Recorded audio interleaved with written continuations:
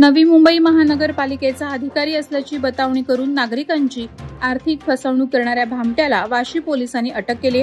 Vashi sector 17 येथील इमारतीच्या डागडुजीचे सुरू असलेलं काम विनापरवाना सुरू असल्याची बतावणी करून एका इसमाकडून 25,000 रुपयांची खंडणी मागितली होती.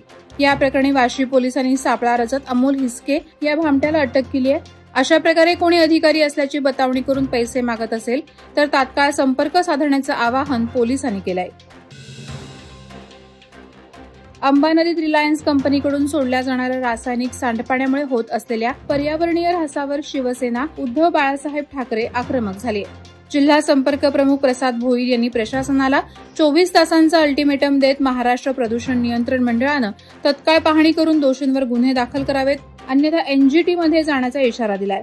राजकीय दबावाखाली कारवाई टाळल्यास जिल्हा प्रमुख सुरेंद्र म्हात्रे यांनी कायदेशीर लढाई आणि जन आंदोलन छेडण्याचा इशारा दिला आहे. अलिबाग येथील राज्य परिवहन आगारातील कॅन्टीनचा स्लॅब गुरुवारी रात्री अचानक कोसळला. सुदैवानं त्यावेळी कॅन्टीनमध्ये कोणीही नसल्याने मोठा अपघात टळला. अलिबाग हे रायगड जिल्ह्याचे मुख्यालय असल्याने येथे दररोज मोठ्या संख्येने प्रवासी आणि नागरिक ये-जा करतात. रात्री उशिरा अपघात झाल्यामुळे जीवितहानी टळली.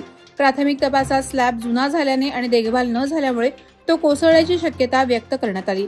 यामुळे नागरिक आणि प्रवाशांच्या सुरक्षेचा प्रश्न ऐरणीवर आलाय. रायगड जिल्ह्यातील नगरपालिका निवडणुकांपूर्वी महाविकास आघाडीनं तयारी सुरू केली आहे. ठाकरे सेनेचे जिल्हा संपर्क प्रमुख प्रसाद भोईर यांनी स्पष्ट केलं की सर्व नगरपालिका निवडणुका आघाडीच्या माध्यमातून लढवल्या जाणार आहेत. जागा वाटपावर घटक पक्षांमध्ये चर्चा सुरू असून सक्षम उमेदवारांना संधी दिली जाणार आहे. अलिबाग येथे झालेल्या पत्रकार परिषदेत जिल्हा प्रमुख सुरेंद्र म्हात्रे उपस्थित होते. अलिबाग नगरपालिकेसाठी ही तयारी जोमात असून शेकापसोबत चर्चा सुरू आहे, मात्र आघाडी शक्य नसल्यास स्वबळावर लढण्याची तयारी असल्याचं शिवसेनेनं स्पष्ट केलंय. महाडच्या ऐतिहासिक क्रांतीभूमी चौदार तळ्यात शेवाळी आणि दुर्गंधी निर्माण होऊन या पवित्र स्थळाची विटंबना होत असल्याचा आरोप संभाजी ब्रिगेडने केला.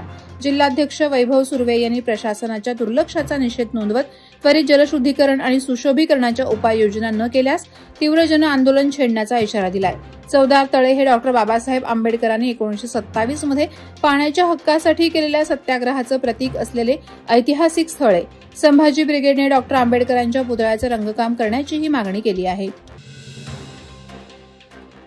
वंदे मातरम गीताच्या 150व्या वर्षानिमित्त पनवेलमध्ये देशभक्तीचा जल्लोष पाहायला मिळाला. नवीन पनवेलमधील के.ए. बांठिया विद्यालयाच्या मैदानावर झालेल्या या कार्यक्रमात मातृभूमीप्रती अभिमान, एकता आणि देशभक्तीचा संदेश देणारे वंदे मातरम समूह गायन भव्य स्वरूपात पार पडले. भारतीय जनता पक्षाच्या वतीनं आयोजित या कार्यक्रमाला राज्याचे वनमंत्री गणेश नाईक प्रमुख उपस्थित होते. सुप्रसिद्ध अभिनेते आणि व्याख्याते शरद पोंक्षे यांनी वंदे मातरम गीताची ऐतिहासिक पार्श्वभूमी आणि त्यातील राष्ट्रभावनेचे महत्त्व स्पष्ट केले. संकष्टी चतुर्थीच्या निमित्तानं अष्टविनायक तीर्थक्षेत्र महड येथील वरदविनायक मंदिरात भाविकांची मोठी गर्दी झाली होती. मुंबई, रायगड, पुणे, ठाणे आणि नवी मुंबईसह विविध ठिकाणाहून भक्त दर्शनासाठी आले होते. पहाटेपासूनच रांगा लागल्या होत्या. शाळा सुरू होण्यापूर्वी अनेक कुटुंब मुलांसह दर्शनासाठी आली होती. देवस्थान समितीनं महड फाटा ते मंदिर अशी मोफत रिक्षा सेवा उपलब्ध करून दिली होती. स्थानिक भाजीपाला विक्रेत्यांनाही याचा फायदा झाला.